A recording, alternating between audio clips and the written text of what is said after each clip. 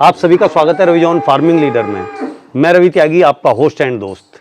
मेरे सभी बुजुर्ग और किसान साथियों को मेरा राम राम।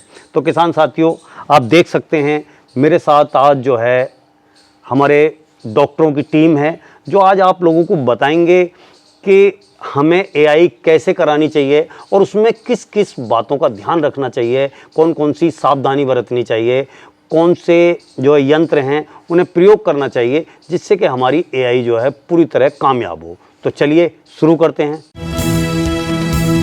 भुला दे डर, कुछ अलग कर। किसान साथियों, हमारे चैनल को सब्सक्राइब करें और घंटी के बटन को जरूर दबाएं। डॉक्टर साहब, आप अपनी टीम के साथ हमारे गांव में आए और आप जो है सेक्स-C1 से जो है हमारे गायों की एआई कर रहे हैं। तो उसके बारे में जो बेसिक जानकारी हैं कि किसान को या जो एआई वर्कर है उसे क्या क्या ध्यान रखना चाहिए। देखिए रवि जी, धन्यवाद। आपने हमें अपने गांव में आने का मौका दिया और हमें अच्छे पशुओं से मिलाने का सौभाग्य हमें भी प्राप्त हुआ कि इतने अच्छे पशु हमें देखने को मिले। सबसे पहले किसी भी सफल एआई निर्भर करती है उसकी थ्रोइंग पे। जी, जितनी अच्छी, जितनी सही, सटीक टेम्परेचर पे समय के अंतर्गत एआई होगी, उतना अच्छा रिजल्ट आएगा। पहली चीज़। अब लोगों को ये नहीं पता कि तापमान कितना होना चाहिए। बिल्कुल। जो सही एआई का तापमान है वो 37 डिग्री पे थ्रोइंग होनी चाहिए। मेरे पास एक थ्रोइंग यूनिट है। मैं मान सकता हूँ कि ये फील्ड में सबके पास नहीं होगी, नई टेक्नोलॉजी है, पर इसका अल्टरनेटिव जल्दी ही हम आपको बताएंगे कि क्या हो सकता है। जी, अब बात करते हैं टेम्परेचर की। जैसा कि मैं फील्ड में लोगों से सुना है, जाना है और पूछा है, लोग क्या कहते हैं, सर हमारे यहाँ डॉक्टर साहब आते हैं, उंगली में हाथ डालते हैं पानी में और बता देते हैं जी पानी हो गया। तो मैं उन लोगों से ये पूछना चाहता हूँ, क्या जब उन्हें बुखार होता है तो वो शरीर छू के बता देते हैं कि बुखार के जी तुम्हारा बुखार हो गया? हाँ। तो वो अपने शरीर का तापमान जब नहीं नापते हाथ से, तो फिर ये पानी का तापमान हाथ से क्यों नापते हैं? तो उसके लिए मेरे पास है थ्रोइंग मॉनिटर। इस थ्रोइंग मॉनिटर की खासियत ये है कि आप जिसको पानी में जब डालेंगे, जो पानी का तापमान होगा वो इस पे लिखा आ जाएगा। अभी जैसे मैं आपको दिखाऊंगा कि अभी इसका तापमान बाहर, अभी ये पानी में नहीं है तो आपको ये शीट पूरी काली दिख रही होगी। जी, अभी मैंने पानी में से निकाला है तो पानी का टेम्परेचर 33 था तो 33 दिखा रहा है। अब आप देखेंगे ये बिल्कुल काली है। अब मैं इसको पानी में डालता हूँ। पहले मैंने इसे बहुत ज़्यादा गर्म पानी में डाला तो आप देखेंगे कि इसका टेम्परेचर 39 से पार जा रहा है। एक और बार। अब ये देखिए कि टेम्परेचर इतना है कि इसने स्केल ही दिखाना बंद कर दिया। तो अब मैं डॉक्टर साहब ने डाला, बोले जी हो गया। तो भाई जब आप ये बताइए, जब मेरे को बुखार है तो मेरी बॉडी में चीज़ें हो रही हैं, जब पानी को मैं जो अप्रोप्रिएट टेम्परेचर है C1 का उसमें नहीं डालूंगा तो मोर्टेलिटी तो होनी ही है। आप सपोज करिए उसमें 1 मिलियन स्पर्म है, आधे तो हमने टेम्परेचर शॉक से ही मार दिए। उसके बाद हम कहते हैं गाय क्या बन नहीं रही। कहाँ से क्या बन रहेगी जब जिसमें उसमें जो मात्रा होनी चाहिए थी वो मात्रा बची ही नहीं। बिल्कुल। तो अब मैं जो अप्रोप्रिएट टेम्परेचर है उसकी बात करता हूँ। अप्रोप्रिएट टेम्परेचर होने के लिए ये देखिए, मैंने अपने पानी में डाला, 37 दिखा दिया। एक और बार। मेरे पास जो यूनिट है ये इलेक्ट्रिक है। जब मैं इसको चार्ज करता हूँ, जितना 37 पे ऑटोमेटिक ऑटो क्लोज हो जाती है। जैसे ही 37 पे आएगी रेडी लग जाएगा। इसमें थर्मोस्टेट्स लगे, थर्मोस्टेट्स यूनिट है ये देखिए। अब 36 तो बाहर निकालने के बाद आ गया। हाँ। आप ये देखिए, पानी में डाला मैंने, जैसे ही मैं पानी से निकालूंगा 37 है। ना मेरा 38 जा रहा है ना मेरा 36 जा रहा है। हाँ, प्लस माइनस 37 चल सकता है 1, क्योंकि ऐसा नहीं होता। थोड़ा सा कई बार होता है टेम्परेचर्स और थर्मामीटर तो थर्मामीटर वेरी करता है, पर टेम्परेचर 39-40 उंगली वाला टेम्परेचर नहीं होना चाहिए। बिल्कुल। कई बार क्या होता है, जैसे कि रवि जी आपको कई बार क्या होगा कि कुछ ज़्यादा गरम लगता है और मुझे नहीं लगता है। मैं गरम चाय पी लेता हूँ, आप शायद नहीं पी पाते हो। तो टेम्परेचर आदमी टू आदमी भी वेरी करता है। आपको मैं बहुत ज़्यादा गर्म पानी से नहाता हूँ, मुझे वो गर्म नहीं लगता, पर आपको वो लगता है। अब अगर मैं आपके यहाँ ये करने आऊँगा तो मुझे 40% भी गर्म नहीं लगेगा, आप अपने यहाँ करेंगे तो शायद 20% भी गर्म लगे। बिल्कुल। तो जब तक हमारे पास प्रॉपर औजार नहीं है तो हमें कुछ कार्य नहीं करना चाहिए। और अगर अब दूसरी बात करते हैं शीत की। जैसे ही हमने टेम्परेचर मिलाया, टेम्परेचर मिलाने के बाद गर्मियों में 30 सेकंड हमें इसके टाइमर से, मैं जब थ्रोइंग करूंगा, प्रॉपर थ्रोइंग आपको दिखाऊंगा, थ्रोइंग दिखाने के बाद एआई का प्रोसीजर बताऊंगा। जो सर्दियों में है वो 45 सेकंड और गर्मियों में 30 सेकंड हमें थ्रोइंग करनी चाहिए। इतना समय है थ्रोइंग का। जी। क्यों? आपने जो लिक्विड नाइट्रोजन का टेम्परेचर है वो -196 डिग्री सेल्सियस है, -196 से आप डायरेक्ट 37 पे ला रहे हैं। 37 पे लाने के बाद 30 सेकंड आप उसे थ्रोइंग का देंगे और थ्रोइंग होने के बाद आप उसको इंसेमिनेट करेंगे। बिल्कुल। अब इंसेमिनेट करने से पहले 2 तरीके की शीट आती हैं। हाँ, ये जो मेरे पास शीट है ये है IMV की। ये शीट 2 तरीके की शीट है। अब जैसे कि आप जानते हैं इंटरनल ऑर्गन बड़े सेंसिटिव होते हैं, तो आप इसमें देखेंगे कि आगे इसमें नोक है। आप ये देखिए आगे इसमें नोक है, तो ये अंदर जेनिटल ऑर्गन्स को हार्म करने के चांसेस रहते हैं। कई बार आपने देखा होगा एआई करते हुए ब्लीडिंग हो जाती है, खून निकलता है। बिल्कुल। ये चांसेस हो सकते हैं। देखिए, गाय ग्याबन ना रहने के बहुत सारे रीज़न होते हैं। सीमन अकेला एक फैक्टर नहीं है। सीमन के अलावा न्यूट्रिशन, गाय की हेल्थ, अंदर की साउंड, रिप्रोडक्टिव, बहुत सारे फैक्टर्स हैं, लॉट्स ऑफ फैक्टर हैं। पर हम क्या है, हमें फैक्टर टू फैक्टर वेरी करता है, तो हमें फैक्टर पहचानना है।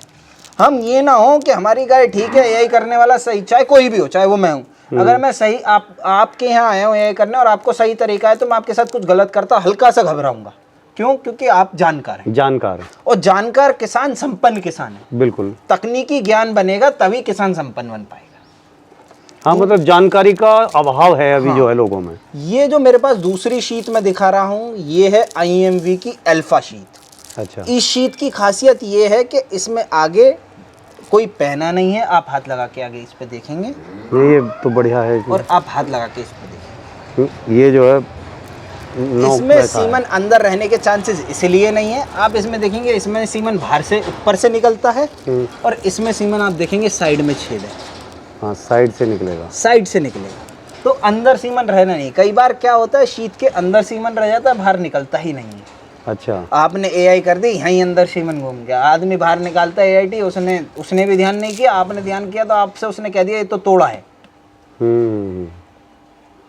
तो ये अल्फा शीट हमारे पास है, अभी मार्केट में नहीं आई है अल्फा शीट, थोड़े दिन में आपके नज़दीकी जगहों पर उपलब्ध हो जाएगी। उसके अलावा साबुन को हम थोड़ा मना करते हैं, और ये साबुन एआई करने के लिए ठीक भी नहीं है। बहुत लोग सरसों का तेल लगा लेते हैं। ये लुब्रिकेंट है हमारे पास जो है लुब्रिकेंट, आप कोई भी लुब्रिकेंट यूज़ कर सकते हैं, क्योंकि लुब्रिकेशन होगा तो साबुन से इरिटेशन होती है। अगर आप किसी के इंटरनल ऑर्गन में साबुन डालेंगे तो वो इरिटेशन करेगी, तो इरिटेशन करने से अच्छा है कि ये लुब्रिकेंट लीजिए और इस लुब्रिकेंट को यूज़ करिए एज आ फ्लूइड। आप उसके पाद बनाने के लिए, ये इसलिए ज़रूरी हो जाता है कि उसकी जो त्वचा है उसमें अंदर आप गन डालेंगे, तो गन डालने के लिए आपको लुब्रिकेशन चाहिए, जिससे कि उसकी जो उसे एक पाथ मिल जाएगा, तो वो पाथ हम लुब्रिकेंट से देते हैं। अच्छा। उसके अलावा हमारे पास एक अलग चीज़ है, वो है camera AI gun. Camera AI gun से हम इंटरनल ऑर्गन्स देखते हैं। अगर किसी गाय में सिस्ट है या उसमें कोई ऐसी इंटरनल प्रॉब्लम्स है, कोई उसमें इन्फेक्शन है, तो हम इससे पता लगा लेते हैं और अपने जो किसान है उसको गाइड करते हैं कि उसे क्या करवाना चाहिए, एआई करवानी चाहिए, नहीं करवानी चाहिए, दवाई छुड़वानी चाहिए, या उसकी गाय में हम क्या उसकी मदद कर सकते हैं उस गाय या को मतलब सही ये करने है कि भाई गाय है ही नहीं, अब रही नहीं जो है एआई के लायक। हाँ, तो इससे सब कई पता लग बार जाएगा। ऐसा हो जाता है कि बहुत लोग बोलते हैं, जैसे कि अभी लास्ट हमारे साथ हुआ, तो हम एक गांव में गए मतनोरा में, तो एक किसान भाई हैं, उन्होंने 19 साल से थार पार कर रख रखी है जी। और आज तक वो बिया ही नहीं। अच्छा। उनका कहना ये था कि हमने इसे इसलिए नहीं छोड़ा क्योंकि इसकी माँ हमारे पास थी, हमारे दादा लाए थे, इसकी माँ की भी माँ को, अच्छा। अच्छा। तो ये हमने रख रखी है, और हमें इस गाय से कोई मोह नहीं है, ना ये हमें दूध देती है, ना हमें, बस हम इसे खिला रहे हैं। वो तो संपन्न थे, पर कोई व्यक्ति ऐसा हो जो गाय दूध अपने पालन के लिए लाया और उसके साथ ऐसा हो जाए, तो वो बेचारा ना इधर का रहेगा ना उधर हाँ, का वो नहीं रोक पाते। तो ऐसे में एक तो क्या करना है, कभी भी मैं किसान भाइयों को बताऊंगा कि पशु छुट्टा नहीं छोड़ना है। आप अपने किसी भी नज़दीकी पशु चिकित्सक से संपर्क करिए, ऐसा नहीं है किसी चीज़ का इलाज नहीं है। हाँ, उसकी जानकारी मिल सकती है, क्या कमी है क्या नहीं है। पूछिए क्या दिक्कत आ रही है, क्या आ रही है, कैसे, ऐसे आपने 2-1 बार। और हाँ, अभी तक क्या है, इंडियन जो डाटा बताता है वो बताता है कि कोई भी एआई हो, चाहे कन्वेंशनल हो या सेक्सीमन हो, जी। कन्वेंशनल एआई का भी जो कंसेप्शन रेट मतलब ज्ञापन रुकने की जो वो है वो 40% है। 40% से आप समझिए कि एक गाय को 2.5 स्ट्रो चाहिए। 40%, 40, 40, 80 और 20, 2.5 स्ट्रो चाहिए। तो कई बार क्या होता है, मेरी गाय पहले स्ट्रो में रुक गई, किसी की गाय तीसरे स्ट्रो में रुकी। तो ये क्या है, ये कुछ जानकारी हमें पता होनी चाहिए। हम क्या सोचते हैं कि सेक्सीमन तो जादू की छड़ी है, 300 रुपये का है मार्केट में, मेरी गाय में लगा तो मेरी गाय तो ज्ञापन हो ही। ये भी जरूरी नहीं है कि आपके गाय सेक्सीमन लगते ही ज्ञापन हो जाए। तो कुछ चीज़ें हैं जो किसान भाई को भी पता होनी चाहिए और जो एआई करने आए उसे उन्हें बतानी चाहिए। दूसरी चीज़, जब हम स्ट्रॉ थॉ करने के बाद काटते हैं तो कुछ लोग कैंची से काटते हैं, वो कैंची से स्ट्रॉ नहीं काटना चाहिए। उसके लिए क्या है, ये है हमारे पास स्ट्रॉ कटर। स्ट्रॉ कटर का फ़ायदा ये है, जैसे मैं आपको बताऊं कि मेरे पास मैंने स्ट्रॉ यहाँ से डाला और ऊपर आप देखेंगे इसमें टिप एंड है, जितना स्ट्रॉ मुझे काटना है उतना ही स्ट्रॉ कटेगा, उतना ही कटेगा। कैंची से मेरे पास कोई नाप नहीं है, मैं चाहे आधा काट दूं, चाहे पूरा काट दूं, चाहे ना काटूं। बिल्कुल। इसमें मैंने स्ट्रॉ डाला, इतना स्ट्रॉ अंदर जाएगा, बाकी स्ट्रॉ सारा नीचे रह जाएगा। जितना मुझे काटना होगा मैंने प्रेस करा, ब्लेड उतना स्ट्रॉ काट देगा, बात खत्म। तो ये 2-4 चीज़ें हैं जो सस्ती हैं, अच्छी हैं और फायदेमंद हैं। हाँ, इनका ध्यान रखना चाहिए, ध्यान रखना चाहिए। और मैं कहता हूँ एआईटी से ज़्यादा ध्यान किसान भाइयों को रखना चाहिए, क्योंकि कोई भी करने आए, मैं आऊँ, उससे ज़्यादा जो पशु मालिक है पशु उसका है, उसकी जानकार होना सबसे ज़्यादा ज़रूरी है। अब बात करते हैं लिक्विड नाइट्रोजन की। बहुत लोगों के दिन क्या रहता है, बहुत लोगों से मैंने सुना है और देखा भी है, लोग छोटे थर्मस में सीमन ले आते हैं, लोग कान पे रख के सीमन ले आते हैं, लोग जेब में रख के सीमन ले आते हैं। सीमन लाने का वो तरीका नहीं है। ये कंटेनर है हमारा लिक्विड नाइट्रोजन कंटेनर। इसमें लिक्विड नाइट्रोजन अप्रोप्रिएट अमाउंट में होनी चाहिए। मैं अभी खोलूंगा तो आप देखेंगे कि मेरे कंटेनर में पूरी लिक्विड नाइट्रोजन है, क्योंकि सीमन जिंदा है। लेकिन अगर सीमन बचेगा तभी तो आप एआई करा पाएंगे। पता चले कि आपने सीमन निकाल लिया और उसमें LN2 है ही नहीं।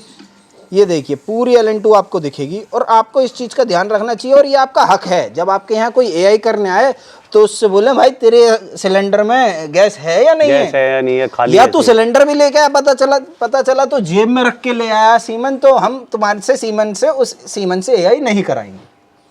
और अब मैं आपको करके दिखाएंगे कि हम एआई कैसे करानी चाहिए।